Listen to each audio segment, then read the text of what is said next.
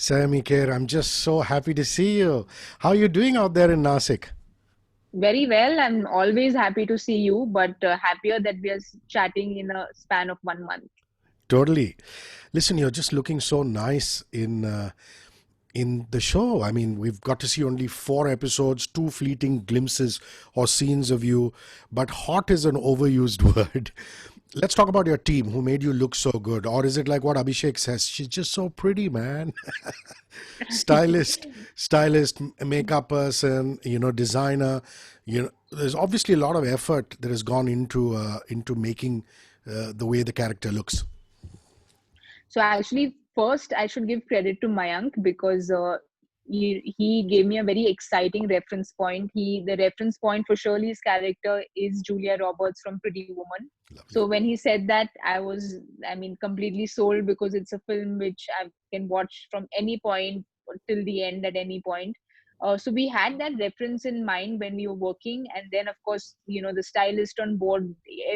The whole team puts in so much effort behind how we finally look, and I'm so glad that we have like a team who makes us look so good on screen. So we had a very strong styling team, and of course my hair makeup team, which has been with me from my first film.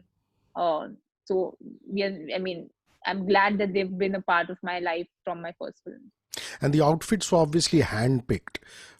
Any help in that department? I know that instinctively, I've always seen that you're just so finely turned out. So you have an instinct for style. But did somebody help you on that? No, we had the stylist Ziba on board who was, Yeah. I mean, who had kind of picked out a whole lot of outfits, and then it is Mayank, me, and her together, where I'll say, this looks a little better on my body type, or what doesn't. So it's always a team effort, and it makes life simpler when you're allowed to also give your opinion. And that with Mayank was from the word go, he's very receptive to opinions. Saimi, the life of an escort or a commercial sex worker is always full of intrigue, curiosity for people who are watching or who come into contact with them. And obviously, with the little bit that we've seen pre-launch, we know that Shirley is an escort, but she's got a character who I think is the brother, where she has a telephonic conversation with. So I know you can't give too much of it away, but just the backstory in terms of who she is beyond just being an escort. So this again, Mayank and I had a lot of discussions about, and he said that we unfortunately jumped to a lot of preconceived notions about certain professions, which he wanted to stay away and refrain from when it came to Shirley. And he said that she is an escort. She has no qualms about the profession that she is in, because you've seen my interaction with my brother. So there are reasons she's doing it, which probably she needs to do it for reasons known to her.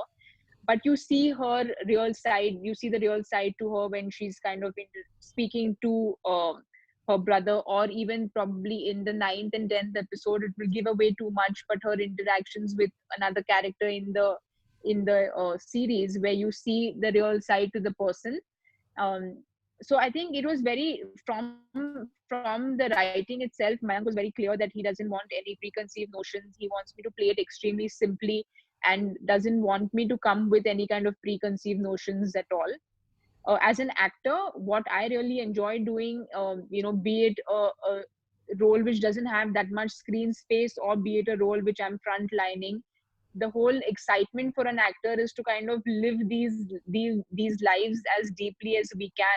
So I'll go into a backstory of Shirley and see what her childhood was like, and I really enjoy writing letters about my characters. So I'll write a lot of letters about why she probably got into what she's doing, and what dreams she has. So I do this exercise with all my characters, which kind of just I find very exciting. Just the thought when you came on, and you were in the car with the scene with Abhishek, and later on you're at home. I was thinking, I mean, so many times you walk into a nightclub or a discotheque and a pub, and you see girls of Indian origin, or even of Russian or Eastern European origin, and your male friend will always give you a bit of a shrug and say, maybe she's an escort. And then you look at them, and try not to make a value judgment. But then the one thing that strikes you is that they're just so normal. I think at the end of it, it's a profession, isn't it? And that's how you had to approach this. This is Shirley's profession, which is, as separate or as joined as it can be from her personal life. Absolutely, I completely agree with what you said, and we were on the same page when we discussed Shirley's, because there are a lot of times when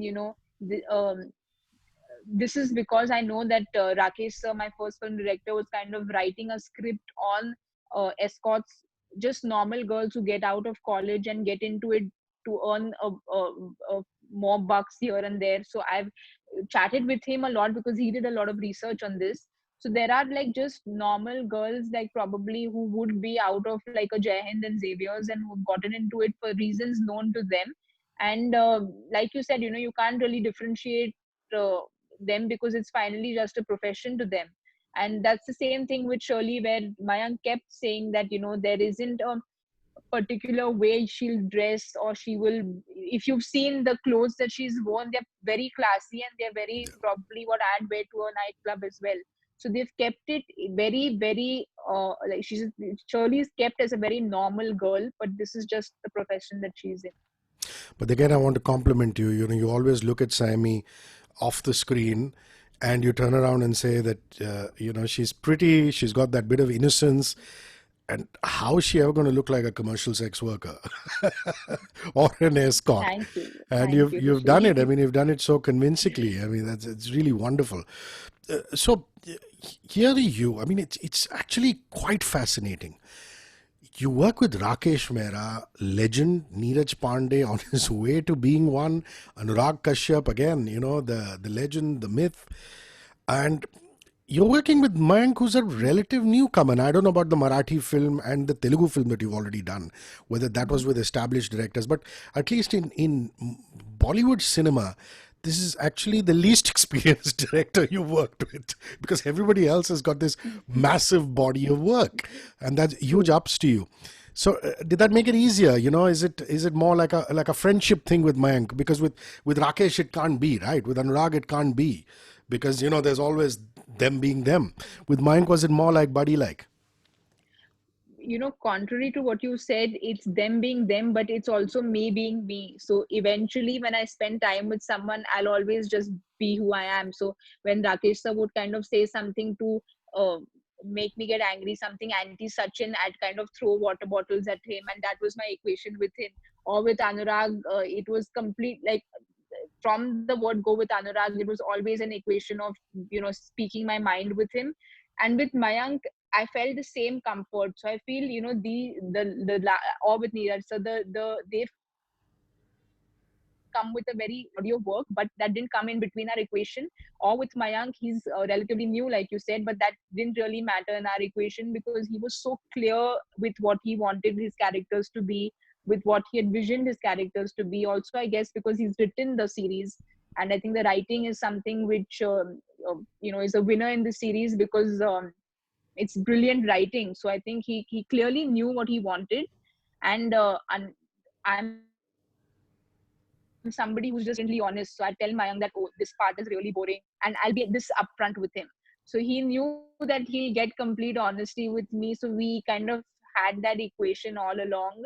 And that's how it should be, I feel. If there is some kind of hierarchy when you're working and this fear when you're working, then I don't feel the energies don't match. So I always like the energies to match and everyone to be on the same page. That's lovely. The thing about throwing bottles. He said something about Sachin Tendulkar. That's hilarious. When one thinks of you, one thinks acting in sport. When one thinks of Abhishek Bachchan, one thinks acting in sport. Um, so, it's obvious that you guys obviously have developed a friendship. You've got so much in common. What kind of sport do you discuss? I mean, is it just the football and the kabaddi that he's involved with, or basketball that he's passionate about? Tell me about your conversations with the AB. Actually, they were largely cricket because he's also very passionate about the game. And when we were shooting, the IPL was on. So literally on set, we used to just constantly be like, going through what happened in today's game and yesterday's game. And the ADs used to come, and we shot a lot in the night. So generally people's energies dip in the night. But with Abhishek, the energies never dip because he's always pulling a prank and always up to some mischief. But the conversations between us were predominantly cricket. I remember, I think the finals were in Hyderabad or Chennai, and he was going to fly down. He was going to take a chopper and fly down, and he said, "Oh, come with me." But unfortunately, Mayank didn't let him go because he didn't finish what was required for the day. So our conversations were, well, pretty much kabaddi, cricket, and he when we were shooting, they had to change a little bit of a schedule because I'd gone to watch a United Liverpool game. And the next day he said, "Oh, I don't want to work with this actress who goes to watch like United and Liverpool." And so there was this banter about that. Because he's such a uh, Chelsea man. he's such a Chelsea man. But that's hilarious. He must have been so upset not being able to make that chopper ride to go to that final. Yes. Yeah. That's lovely. So, and obviously, your cricket connection continues. I mean, during this entire lockdown, it helps having friends like Jinx, Ajinkya Rahane, and doing a bit of exercising with him. How's he doing? I mean, it's tough for a sportsman not to get out there and play at this point of time. Talk to me about that. Absolutely. Yeah. So, I mean, with Ajinkya, he's been someone who's kind of keeping me going because once a week we'll do like a video workout together.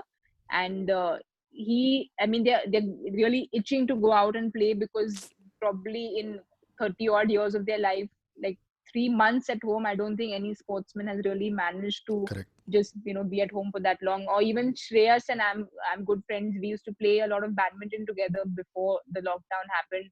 So they're all doing their workouts at home, but finally a cricket field is, you really miss it. So Ajinkya was actually chatting with me, and he said that I don't mind if someone just comes and gives me like knockdown practice in my parking lot. I'm so desperate now because just he's not held a bat in 3 months. So I feel really bad for them. And like we are waiting to get on a film set, they are waiting to get onto the ground. Listen, I like to think of me as your good luck charm because every film of yours has an interview with me. Yes. And starting with that one in Mehra's office, and then it's continued, and it's always special. But I just realized, what is it that I've never asked Sammy? And I said, I've never talked about your family. I mean, that's really odd. Everybody normally just does the first thing to jump into the family. So I'm going to do that right now. Talk about grandmom. Yeah, I mean, a legend. Did you get to spend enough time with her? Your earliest memories of her? Just talk about this great lady. Unfortunately, she passed away when I was really young. So I think I was like 9 or 10 years old when she passed away. But most of my summer vacations used to be in Bombay in their house with my grandmom and granddad. Uh, because I used to go for my badminton training. I started when I was 8. So I used to spend a lot of time with them then. But the equation was only what a grandmom grandchild would be. I used to like draw on her stomach with sketch pens, and she used to pamper us with food. So the equation was pretty much just that. uh, when I started doing films and when I started watching the artist that she was, that's when I started realizing that, oh, if she was around when I kind of wanted to get into films, she would have been of great help. But also, I just feel that there are lots of people who don't know a lot about her, and she is somebody who I really, really respect because she got married to my granddad when she was doing well, and she supported 14 of his siblings financially, took care of them. She was extremely strong headed. So there was just so much. I mean, she's written an autobiography, and that's how I read all this. So there was lots I learned about her through her book. And well, it would have been just wonderful having her around at a time like this. And the thing is, Saimi, that people turn around and say that she was such a great actress, but she was also a sheriff of Bombay, erstwhile Bombay and now Mumbai. That is Yes. often overlooked. And your dad and the family must have great pride in that, the fact that she was sheriff of the city. Yeah. Yes, that also was another feather in a cap which not too many people know about.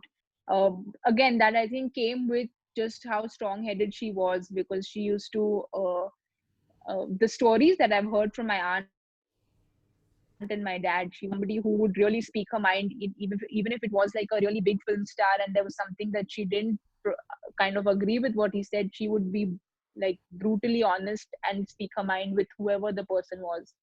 I think there's lots to learn from her, and I think a book is something which I hold very closely to my heart, and I'm hoping I can translate it to English at some point. It's in Marathi and Hindi right now. Okay. And mom was a former Miss India. So, did you go through albums, you and your sister, when you were kids, and see pictures of the crowning and things like that? That must have been amazing. My mother was Miss India in 82 or 83, I think, and it's like a running joke in the house. My father says you were Miss India, now you're Mother India. So she's unfortunately just running after looking at her two daughters and her husband. So uh, I mean, I obviously have seen photographs and heard stories from her, but she's somebody who we keep joking with, so we don't really take her Miss India very seriously. But when we want to make fun of her, we'll pull her leg, and that's the equation I've had with her. When I kind of wanted to get into acting, my parents or my aunt, they kind of did a double take, because they said view and acting. That's how most of the people in my family reacted. It's been 4 years, but they still kind of are a little surprised that I got into acting. They obviously expected you to get into sport. Yes, acting was remotely not a part of my future plans. But I'm curious. I mean, didn't you ask your mom this ever? Because a Miss India is normally a natural progression to get into the films, and she must have got offers during her time. Why didn't she decide to go further, pursue it further? She did get quite a few offers, and I think she uh, did like a few. No, she. I mean, I don't know. I think she got a few offers which she didn't take up, because she and my dad modeled a lot together. They've both done like 100 ads each, and they've done a lot of ads together. And I think she got married, and she just didn't want to be a part of the film world. It was something which I think didn't really attract her, which is why she never really got into it. Fascinating. And your dad, pure modeling, or was it modeling along with something else, along with a day job? Was he moonlighting as a model, or was he was that a mainstay career for him? No, he was modeling, and Prahlad Kakkar was somebody who he had almost become like an in-house model to Prahlad uncle. And uh, again, he did a whole lot of ads, and he went on to doing I think a serial called this English serial called A Mouthful of Sky with Rahul and Mandira. And I mean, I haven't watched it because I don't know if I was born, but he was a part of that serial. But people say he was a really bad actor in the serial. And after that, he started working. He again was not. He didn't really like the film world, and he found it extremely fake. And he was somebody who could not be politically correct. So he said that he didn't want to be a part of the world at all. He and my mom both were working in the Taj, and that's where they met. And my father went on to working with the Oberois, and then we had three restaurants in Nasik. That's where my sister and I have grown up. We've grown up working in the restaurant. So food is something which not too many people know, but is something I'm very fond of. So, I mean, both of them didn't get into the movies because of they Mhm. thought the attitude of films at the time was not right. But I like that they never discouraged you, which is fantastic parenting, because you might feel a particular way, but if your child wants to feel another way, you should allow that. Or did they sometimes come and say, हमने तो नहीं किया, so why are you doing it? Did that happen? No, no, they were extremely supportive of it, and I just feel that I'm very blessed that they brought up my sister and me in Nasik, because the upbringing is very different from what I probably would have been if I had lived in Mumbai. And I think they were confident in their upbringing to know that I'll still have my head on my shoulders even if I get into the big bad world of Bollywood. So they didn't really discourage me at any point. They just said, as long as you're happy doing what you're doing, that's what matters. So the moment you don't derive happiness from it, stop doing it. Well, I'd love to chat with your dad. He must have some great stories, because that was the era of the supermodels, yeah? Milind Soman, Madhu Sapre, Meher Jaisia. Now it's the movie stars who are models. But the Yes. pure models were like, they were up there in the pedestal. And he must have worked with all of them, or at least knew all of them. Yeah? Yes, absolutely. So I think Milind Soman was a little junior to my dad. He's a little older than my mom, but yeah, he's worked with all of them. And your sister, she's already got a career going. Um, does she have any inclination towards sport, or is it she's just the pure artist? That those are the most fights that we had as a child, because we used to fight for the television remote because she wanted to watch MTV and Channel V, and I wouldn't change the channel from Star Sports. So those are the fights we had when we were younger. She also actually gave a shot at acting. She's done a few independent films and done a Marathi film, but again she felt the people and the place wasn't an atmosphere that she was very happy with, because she's somebody who's very sensitive, and she didn't really think that she'd find happiness in an atmosphere, uh, so she didn't pursue it too much. So the only practical care who said, "I will survive this jungle," is Sammy.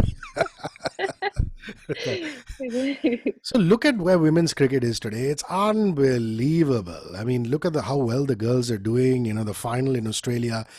Is there ever a look back saying, maybe I should have continued and I would have been playing for the national side? Does that ever come into your mind? I mean, I would have. It was always a dream to have. When you play sport, you always want to have, like, when you're starting off, you want to have Maharashtra on your jersey, or then you want to have India on your jersey. That's a dream for any sportsman. So the day I got like my Maharashtra tracksuit, those were like the happiest days of my childhood, because that's something you used to live for. So it always was a dream to have India on the back of my T-shirt, but unfortunately I chose another path, and I'm extremely happy with the path that I've chosen. Uh, because I feel that at that point when I was younger, I probably, if I trained, would have made it to the team. But right now the girls are at another level, so I think I'll make do with playing a cricketer in a film at some point. I want to come back to Mehra's influence in your life, Rakesh's influence. His birthday went by, your birthday went by. I was so pleasantly surprised. I'm also a Cancerian. Mine is coming by. Oh, So, all of you doing so well, so successful. Mehra also swam. Rakesh also swam nationally, didn't he? Uh, yes. so, there again, there is a sport connection. Do you ever get any swimming tips or any sport tips from him? I actually did a post yesterday wishing him, and I mentioned that he was my swimming coach in the post. So, Rakesh sir was a water polo player for Ah, India. okay. Actually, he used to play water polo, and he was a swimmer. So times, like, through Mirzia post shoot, we still have like this WhatsApp group, which is the Mirzia Sports Club. And every Sunday before lockdown, we used to meet to either play basketball or cricket, or we used to swim at Otters Club.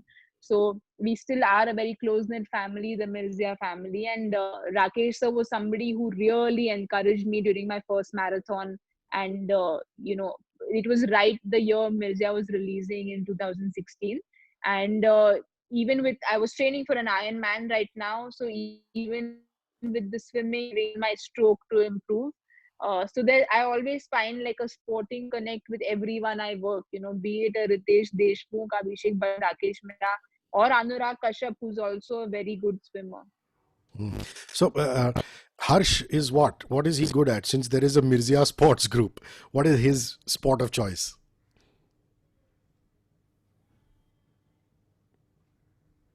No, Harsh actually is not on the group. It's just the ladies and me and Sir doesn't get out of the house, so it's difficult to get him out to play any sport.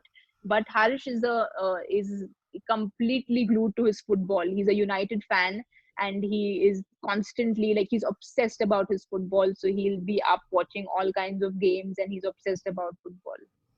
Now, it's no secret that, speaking about posts, you did this beautiful post on how Anurag resurrected your career. And you also said that he invited you home, but he said, I live with my parents and my family. That's so sweet. And post choked, I mean, I only spoke to you when choked was about to happen. How has everything been flowing? I mean, there's so much of overwhelming love for your character. How are things post the release of the film? Talk me through that. Uh, I mean, I joked about it and said that I'm still so choked that I haven't. I'm just going to start breathing now. Because it's just a matter of a month where choked has come now, breathes coming out. So it's been. I'm still not completely. I'm still so overwhelmed with the response that choked has, gotten me. because with social media you immediately know when people love or hate you, because it comes to you directly. If the hate, then the hate's really strong. If they love, then the love's really strong as well. So it's been extremely overwhelming, and unfortunately, because of lockdown, I think the market's a little slow, so I haven't really, gotten a whole lot of offers or anything of that sort. So on that perspective, nothing career wise hasn't moved in any direction, but it just, people appreciating my work, which was a first for me. So I'm thoroughly enjoying it. You also did say that people who put you down or wrote you off have started calling or messaging. That must be so beautiful. Well, I mean, I feel it is this is how the industry is, and that's something which Rakesh sir had taught me, and it had stayed with me. He said that, when people need you, they'll be flocking all around you, but when you're of no use to them, they'll just drop you, like, you wouldn't even know when they drop you. So that had stayed with me somewhere, and I feel that I'm just still grateful that people actually, there were a whole lot of people who called me, and everyone who used to SMS me or call me, I used to kind of forward it to AK, and he was so excited because he was actually more excited than probably I have been, because when Javed Uncle Shabana Mahasi kind of spoke for 40 minutes, he was going on texting me saying, "What are they saying? What are they saying?" So I was like, "I'm calling you back." So he was so excited because he's seen how people are, even in his career. He's seen the good and the bad of people, Yeah. so he knows what I probably faced in 3 years, which is a very short time. And he kept telling me, to patient rape, so he kept giving me, like, through those 3 years, he said, just sit quiet, sit quiet. So he used to keep, he probably knew somewhere that something that I didn't know either. He had the confidence, or something which I didn't see either. He felt that, after choke, people will take me more seriously. Wow. Listen, you obviously like working in the Telugu film industry. You've done one, and now there's an Nagarjuna film. What do you most like about Tollywood, as they call it, or the Hyderabad film industry? The first film I did actually was when I was really young. So I was still in college when I signed the film, and it was almost like I was so new, which I just kind of wanted to get my bearings, know what it is to be in front of a camera, to work in front of a camera. And with this film, with Nagarjuna sir, it is just something which was very exciting. I signed it around the same time as Special Ops, and I'm playing a raw agent again in the film. It's a very interesting film where it's not like a typically commercial film, but it is a film where I'm getting to do like some serious action, like some really serious action. And also just the whole experience of working with stalwart like, Nagarjuna sir, because he's somebody who he has been in the industry for like 50 years, and he's somebody who's so down to earth. So when we work, he'll be the one listening and constantly asking questions, and not the one talking. So I feel this similarity between Gulzar Saab and him, where they listen a lot more than they speak. And it's amazing, after all these years, he'll still be curious and ask about how it is to work on a web series, and he'll just be so curious, which I feel is so amazing. Lovely. My last question to you is, what do you most miss about Mumbai? There's so many things. I know Nasik is home, the family is there, but what do you miss? I mean, do you miss your jogs? Do you miss your workouts, your friends? What is it? Oh, I miss so much. I miss Ray's Pizza. I miss the K Rustam ice cream. I miss the Bhelpuri guy outside my house. I miss my friends more than all of this. I just, my whole music gang of Shantnu, Swanan, Vikram, this gang, we used to meet every week and, have like musical sessions, which I really miss. Or be it my Xavier's gang of friends, where we used to kind of go to Soul Fry on Thursdays and do karaoke. So just so many things that I miss, which I can't wait to get back to. What is your running route? I read a post talking about your running route. What is it? NCPA and Bandra? What is it? Tell me about that. So it depends on what. If I'm training for a full marathon, then obviously it gets longer. But a usual run is, I stay in on Linking Road. So starting from like the Starbucks in Khar, the Red Chili's office. So starting from there, I kind of go to Pali Hill, run around up down Pali Hill, then get down, go to Bandstand, and come back. So it's around a 12-kilometer loop. Nice. Listen, so proud of you. And I feel so much warmth towards you. I hope I'm still around when your 100th film happens. here I to hope do an so. interview with you. And the moments when I'm not getting offers, I think I'll still just do interviews with you to get your good luck in. How sweet. God bless you. Love to the family. Thank you. Stay safe, stay healthy. Okay. Thank Bye you. bye. Thank Bye, you so Sammy. much. Bye. See you.